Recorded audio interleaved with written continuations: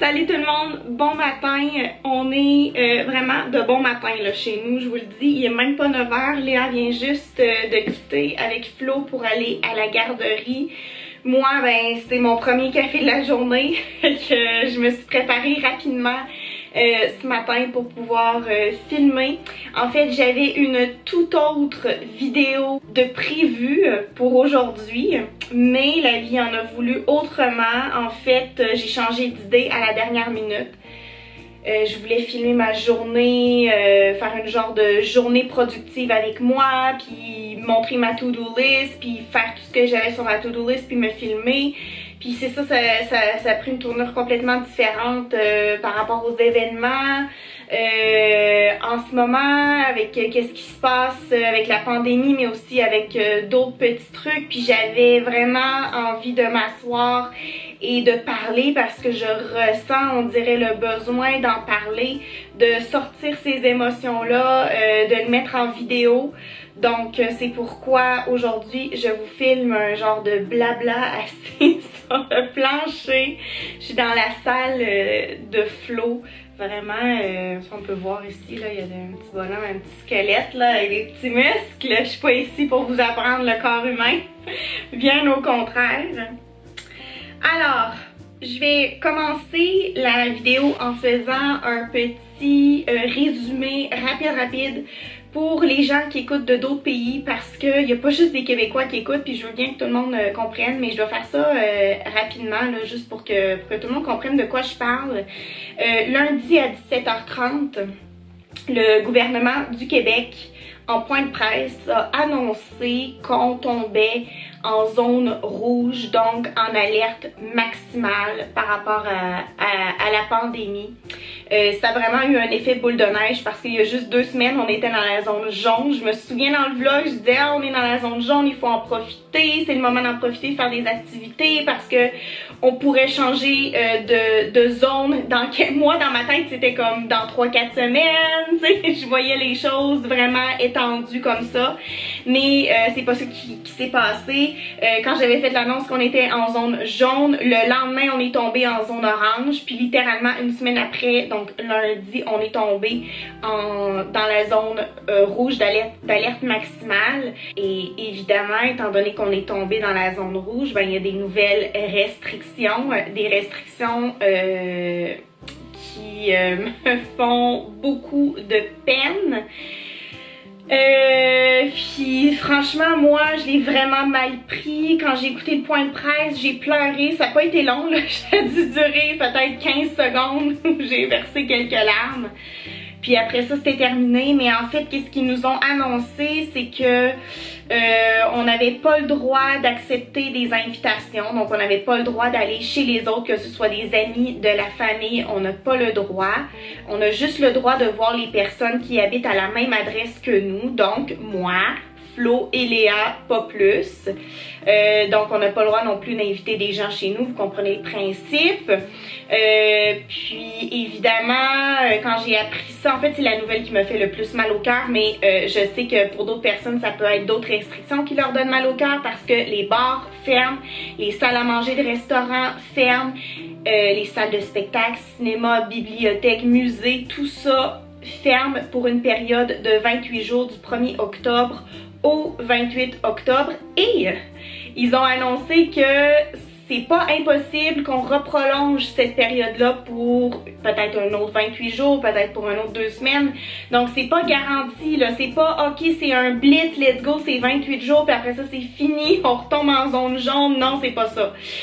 Ça se peut que ça soit encore plus longtemps. Puis là, je me pose tellement des questions. Je me dis, mais est-ce qu'on va être capable de passer Noël en famille ou ce sera pas possible? Est-ce qu'on va être obligé de rester à Montréal ou non?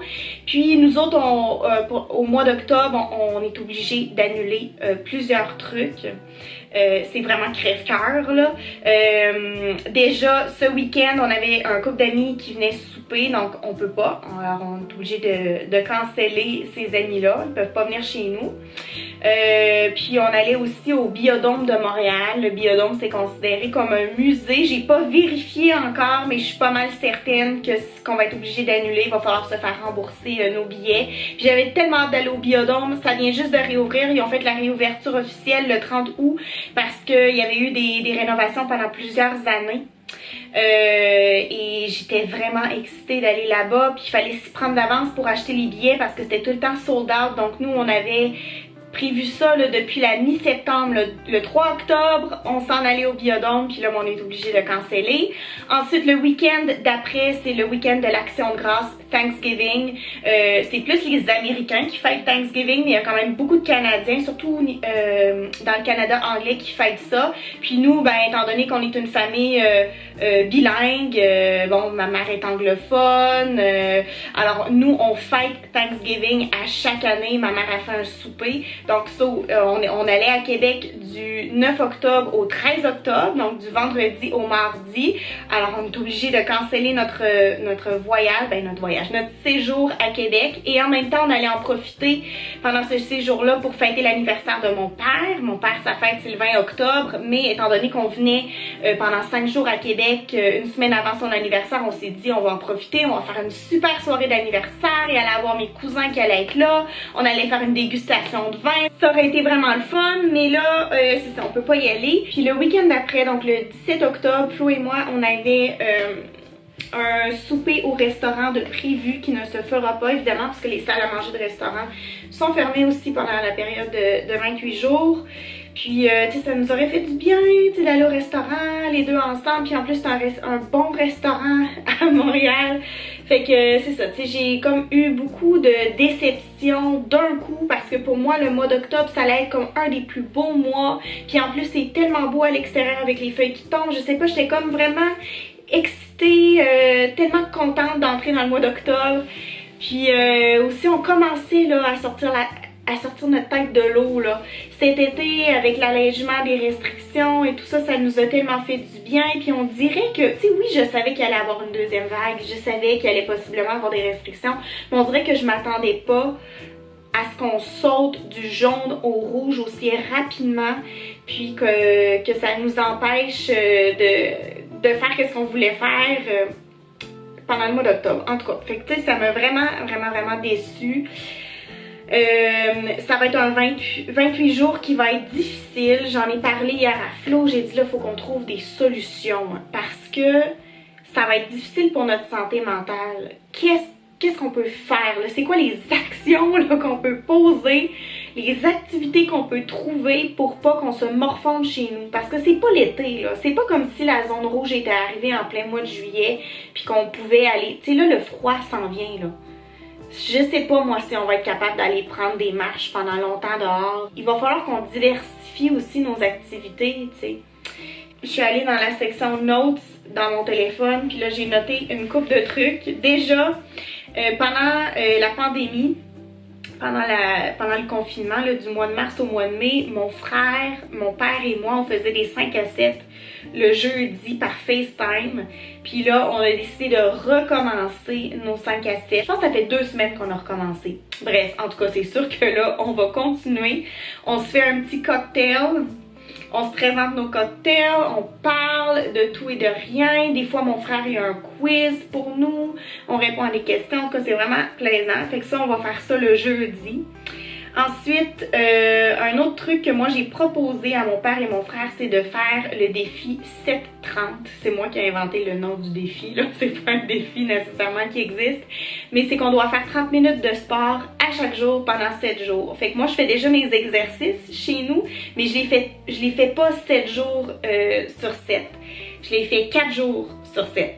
Fait que là, ça va vraiment être un 7 jours sur 7, puis ça commence aujourd'hui. Fait que là, après avoir filmé la vidéo, je vais me changer, puis je vais aller faire mon sport, puis on doit s'envoyer une photo aussi.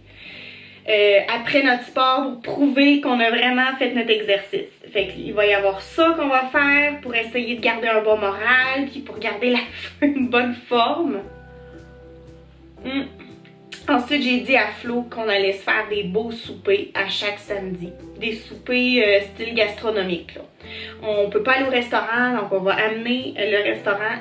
Ben, en fait, on pourrait commander de la nourriture, mais c'est parce que Flo, c'est comme un chef cuisinier, là. Il est vraiment bon en cuisine. Donc, on va se faire des super beaux soupers le samedi. On va aller faire des balades en forêt. Et aussi, j'ai eu une autre idée. Celle-là, je la trouve quand même cool. On a une tente chez nous qu'on va monter dans le salon. Je sais pas quand, là. C'est une idée comme ça. Là, on va monter la tente dans le salon, puis on va se mettre un film, puis on va écouter le film, puis Léa va tellement aimer ça dans la tente. On va peut-être faire un petit pique-nique dans le salon. En tout cas, que j'avais eu ça aussi comme idée. Ah oui, puis une autre chose aussi que j'ai écrit, c'est de faire des soupers en FaceTime avec ma famille, comme mettons, mettre ma mère en FaceTime, puis qu'on fasse notre souper de Thanksgiving. Je sais que ça sera pas pareil, surtout avec l'internet, c'est pas facile, toujours, c'est pas la même chose que dans la vraie vie, mais c'est mieux que rien. Fait qu'on va peut-être faire ça aussi. Je sais que ma mère elle m'en a parlé, elle m'a écrit un texto pour me dire qu'on allait peut-être faire le souper quand même de Thanksgiving, mais c'est ça à distance là. Fait que c'est ça, ça va être un 28 jours qui va être difficile, possiblement peut-être même plus que 28 jours. Fait que si vous avez de la difficulté pendant les 28 jours, moi je vais continuer à faire des vidéos aussi là pour me garder saine d'esprit. Puis si mes vidéos ça vous fait plaisir, si vous aimez ça écouter mes vidéos, ben tant mieux. Si pendant 15 minutes vous pensez à autre chose, tant mieux, c'est ça aussi le but. Puis il y a autre chose aussi par rapport, c'est pas par rapport à la pandémie là, c'est quelque chose d'autre qui me met vraiment en colère et je suis horrifiée par ça. Encore une fois, là, si vous écoutez d'un autre pays, vous n'allez pas savoir de quoi je parle. Bon. Je vais aller changer la batterie de ma caméra, puis je vous reviens. Une petite pause de 2 secondes. Je reviens. Ok.